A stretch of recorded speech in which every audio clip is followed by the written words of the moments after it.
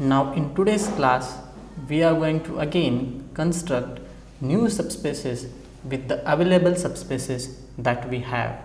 In the last lecture we have proved that intersection of subspace is a subspace again.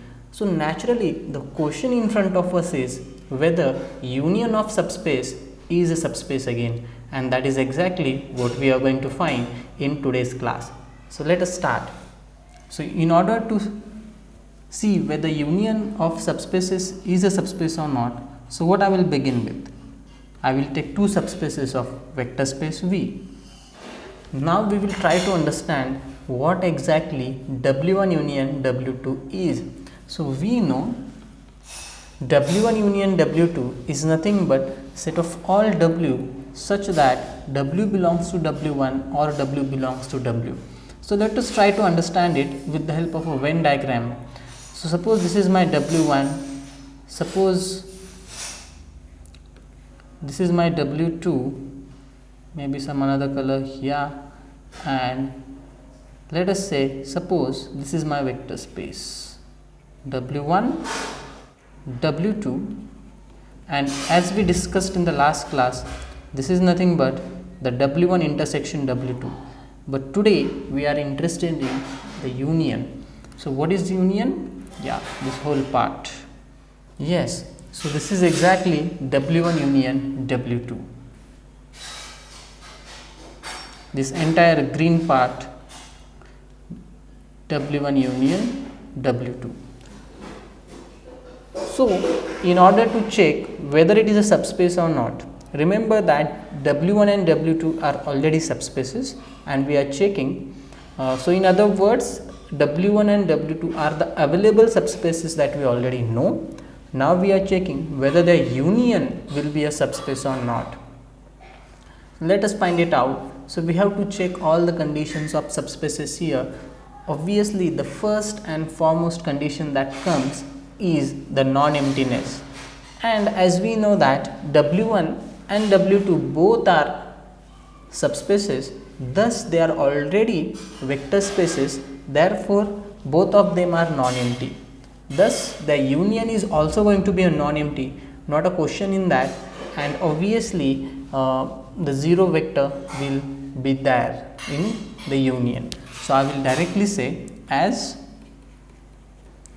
zero vector belongs to W1 union W2. The reason is since W1 and W2 both are subspaces, therefore W1 union W2 is non-empty. Now the next question is of subspace. No doubts here, as we can see this is our available vector space V, and the W1 union W2 is already a subset of V, as both W1 and W2 are subsets of V already. So I will say clearly this W1 union W2 is a subset of V. Now here comes our first condition of subspace. Now we will start with two elements of union, that is xy belongs to W1 union W2 be any elements. Now here comes a part where we have to think a bit. Now once I say that xy belongs to W1 union W2, so there are some questions that arise in my mind. So the first question is, since these are two elements, so there are a lot of possibilities now. Since W1 union W2 is nothing but the union of both the sets, that is W1 as well as W2, so these two elements, that is x and y, can lie in W1 alone, can also lie in W2 alone, or the other third case is one may lie in W1 and the other may lie in W2, isn't it? So let us look at all these cases. Now suppose yeah, just a minute.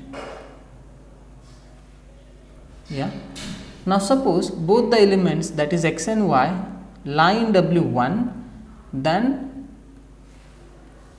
there are no issues because the sum x plus y will lie in W1, and since it lies in W1, it will lie in W1 union W2 as well. The second thing is, if both x and y lie in W2, again we have no issues because again the sum x plus y will lie in W2 as it is a subspace, and again x plus y will lie in the union as well. Now the next question arises is, if x is in W1 and y is in W2, then what happens? Let me give you an example so that you can easily understand. Now let us think geometrically. Consider x axis and y axis. Let me draw it here maybe. Yeah. And now we already know that this x axis and y axis itself are subspaces of R2, as both of them are passing through origin. Now if I take one point from, now see what are the three cases that I considered. Let us call x axis as our W1, let us call y axis as our W2. Now if both the points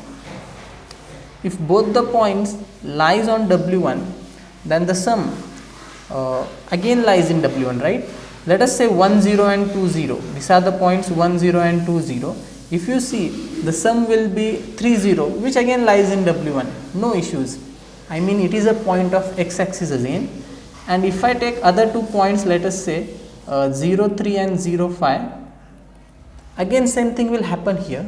The sum will be 0 8, which is again a point of y axis. No issues here. But I am thinking of this case. If one point lies on the x axis, one point lies on the y axis. So what is the sum here? The sum will be 1 3. Where does it lie? Does it really lie in union? Because it is neither a point of x axis and neither a point of y axis. I am talking about 1 3. Yeah, maybe it will lie somewhere here. And since it is not in union, then how the union will be a subspace? So our conclusion is that union of subspaces need not be a subspace. But the question is when it will be a subspace, and that is exactly what we are going to find today. And thus this is a theorem that we are going to discuss. So if we are having two subspaces W1 and W2 of a vector space V, then this W1 union W2 will be a subspace if certain condition is satisfied, and that is nothing but W1 is a subset of W2 or W2 is a subset of W1. And remember that it is if and only if. I mean, if you are having two subspaces W1 and W2, and if you already know that W1 is a subset of W2 or W2 is a subset of W1, then you can conclude that definitely the union will be a subspace. And the other way around, if W1 union W2 is a subspace that you know, then we can immediately conclude that this will happen only if W1 is a subset of W2 or W2 is a subset of W1. So now this proof is going to have two parts. So let us begin with the first part. So I will say here, first of all, the given things, since W1 and W2 are subspaces of V, that is already given. So I will say let in part 1, let us assume that suppose W1 is a subset of W2 or W2 is a subset of W1, and we have to prove. Now either W1 union W2 will be a subspace or W2 union W1 will be a subspace. Let us take both the cases. Let us try to understand.